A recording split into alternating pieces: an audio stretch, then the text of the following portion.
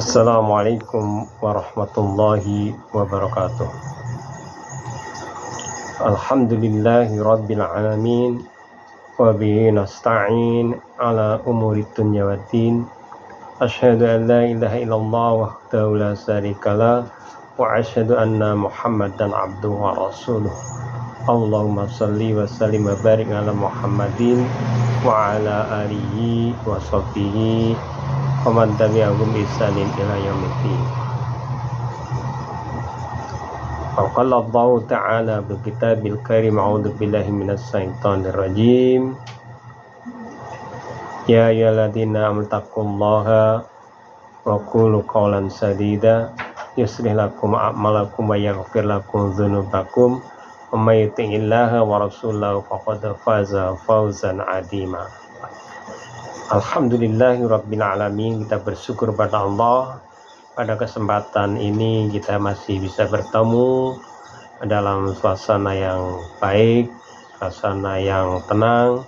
Mudah-mudahan ketenangan ini akan mampu mencerahkan kepada akhlak, kepada ajaran Islam, yang itu semuanya adalah akan membawa kehidupan damai, kehidupan di dunia dan akhirat kelak.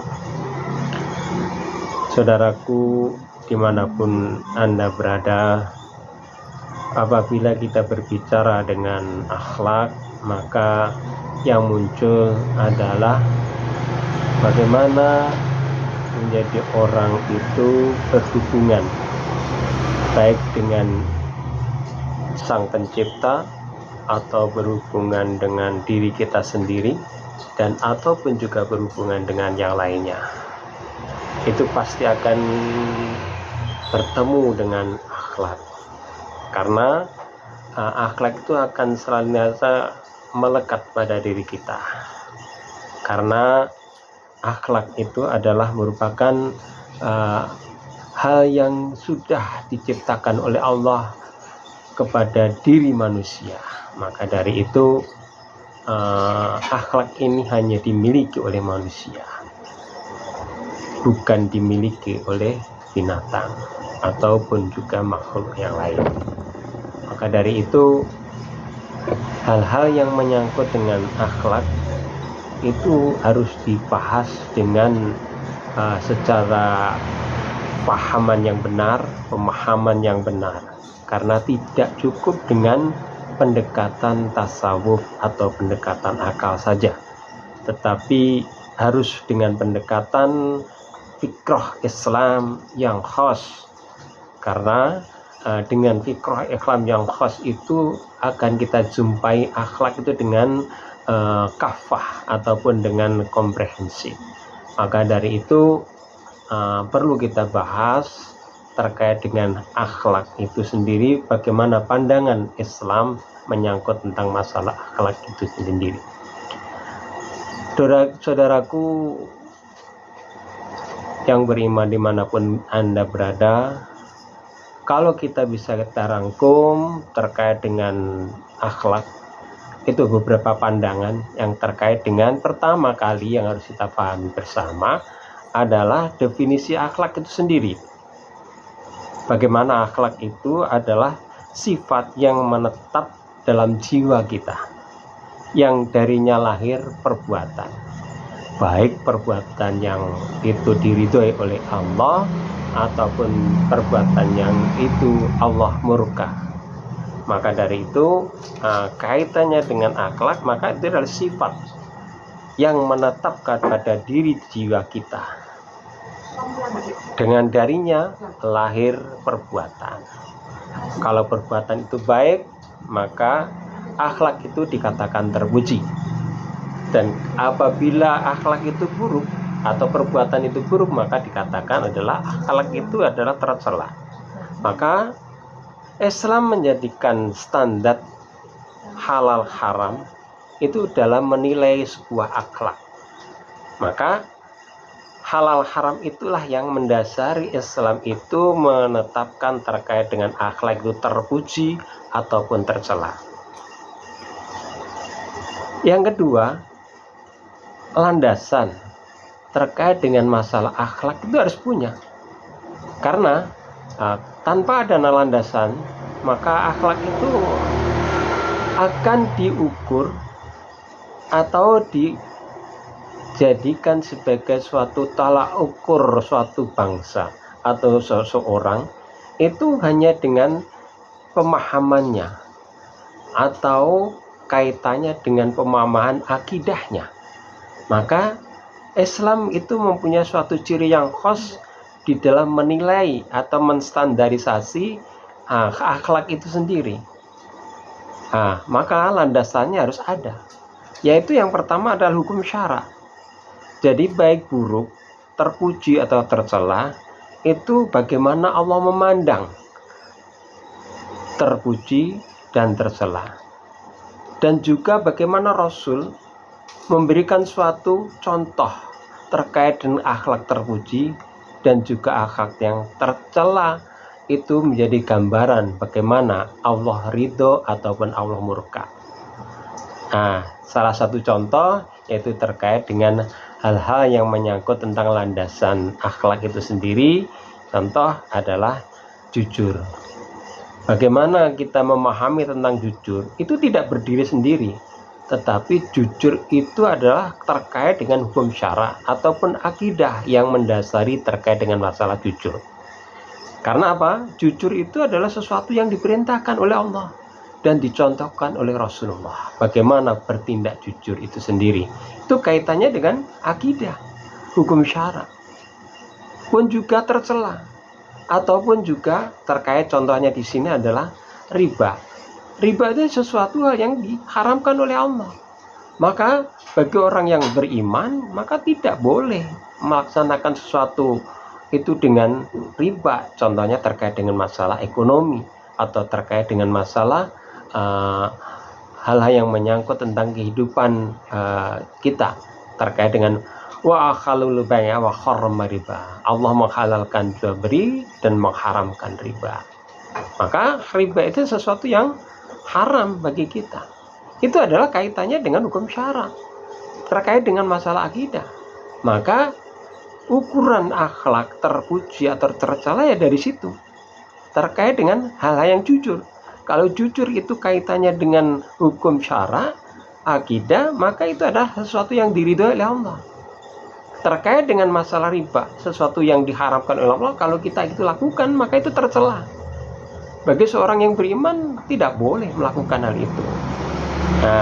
Maka dari situ, kita ada suatu ghayah atau tujuan, bagaimana supaya akhlak yang diridhoi oleh Allah, akhlak yang dicontohkan Rasulullah adalah akhlak yang baik, maka itu ada tujuan.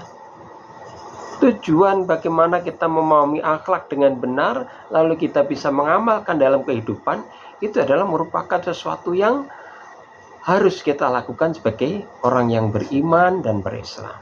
Maka dari itu, yang pertama tujuannya adalah menggapai ridha Allah. Jadi ukurannya adalah ridha Allah. Kalaupun itu baik, contohnya menolong orang, tetapi menolong orang bisa jadi ini tidak diridhai Allah. Contohnya menolong orang untuk berkorupsi atau melakukan suatu perbuatan tercela. Maka ini adalah sesuatu yang diharamkan oleh Allah. Maka ini tidak terpuji. Contohnya lagi adalah kelihatannya memang menolong, tetapi kalau menolong dalam urusan-urusan yang tidak diridhoi oleh Allah, maka ini adalah tidak terpuji atau tercela. Tapi kalau menolong agama Allah, menolong orang kesusahan karena Allah, maka adalah sesuatu yang diridhoi oleh Allah. Itu adalah merupakan suatu tujuan. Yang kedua adalah menjalankan syariat secara kafah. Maka akhlak ini akan seiring atau beriringan dengan penerapan Islam dengan totalitas. Tidak akan bisa terwujud akhlak ini dengan paripurna atau sempurna, maka akhlak ini harus bisa dijalankan kalau syariat itu ditegakkan. Maka kita harus mempunyai cita-cita dan juga bagaimana kita mau menggerakkan diri kita untuk berjuang bagaimana supaya Islam kafah ini tegak di dalam kehidupan, baik kehidupan pribadi, keluarga, masyarakat, ataupun negara. Nah, ini adalah merupakan tujuan yang kedua. Yang ketiga adalah membentuk saksiyah Islamiyah. Nah, membentuk saksiyah Islamiyah itu adalah baik secara akidah Islamiyah ataupun nafsiyah Islamiyah. Maka ini yang menjadi tujuan kita. Orang yang punya kepribadian Islam yang benar adalah senantiasa berpegang kepada akidah dan syariat Islam, dan hukum-hukum yang ada ditegakkan di dalam syariat Islam itu sendiri. Maka bagaimana kita di dalam membangun akhlak itu sendiri? Itu kaitannya dengan akhlak di dalam kehidupan. Bagaimana kita mampu menerapkan akhlak Islami itu dalam kehidupan kita, tidak tercampuri dengan akhlak-akhlak yang dibangun oleh akidah lain. Maka Islam itu seorang ulama membagi menjadi 3, yaitu akhlak yang berhubungan dengan Allah, akhlak yang terkait hubungan dengan diri kita sendiri, dan juga akhlak yang berhubungan dengan yang lainnya. Akhlak dengan berhubungan dengan Allah, yaitu tercermin di sini adalah ibadah, tawakal, ataupun ikhlas. Akhlak dengan hubungan kita dengan diri kita sendiri, contohnya juga sabar, qanaah, dan lain sebagainya.